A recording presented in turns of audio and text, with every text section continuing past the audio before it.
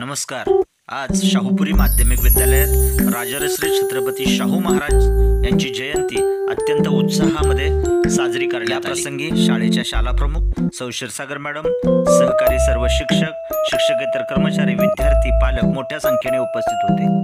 कार्यक्रमाचे संयोजन बारंगळे सरांनी केले। यश सुतार, प्रथमेश वंशपायन, अर्चना धांडे, श्रेयस सुतार, नील शिंदे, प्रियांका कोकरे, शौर्य भिंगारदेवे, अक्षरा मोहिकर, सुरेश कंठी, अर्चना पवार, आम्रपाली टिळक, श्रावणी धोत्रे, नम्रता होसकट्टी, तृप्ती होसकट्टी, आयुष कदम, वेद जगताप, शौर्य गायकवाड, युगंधरा पवार या विद्यार्थ्यांनी भाषणे केली। जाधव सरांनी मनोगत व्यक्त केले।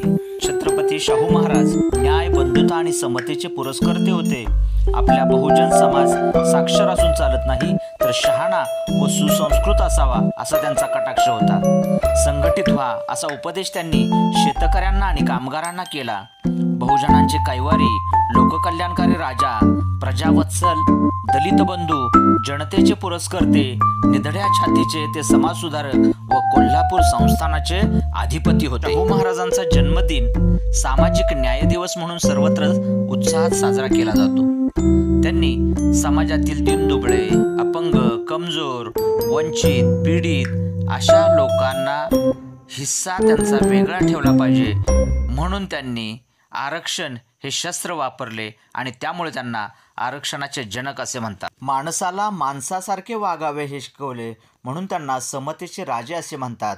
नागपूरमधील क्षत्रिय कुर्मी समाजाने त्यांना राजर्षी ही पदवी बहाल केली म्हणून ते राजांचे राजे झाले। असे हे बुद्धिवादी, विचारवंत राजे होते। समाजात हिंदू, मुस्लिम असा भेदभाव न करता 18 पगड जातींना त्यांनी संरक्षण दिले। शाहू महाराज स्त्री शिक्षणासाठी आग्रही होते। विधवा पुनर्विवाहास त्यांनी चालना दिलेली आहे।